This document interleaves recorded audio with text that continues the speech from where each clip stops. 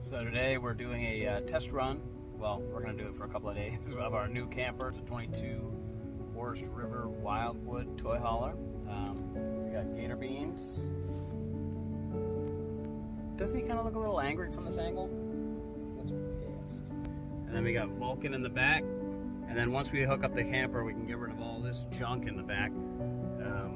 Yeah, hopefully soon.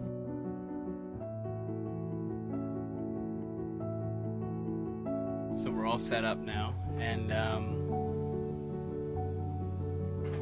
yeah, I learned one thing from this experience. This camper doesn't have a level on it, so I gotta get a level, put a level on it, because I had to go by, you know, eye. Yeah, so right now we're just kind of still setting up. Jess is messing around. She's in here tearing the whole place apart, trying to figure out how she likes it.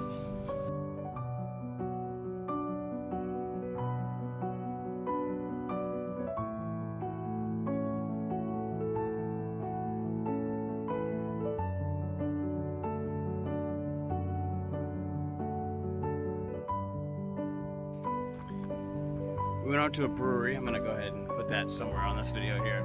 But now we're gonna get the deck out.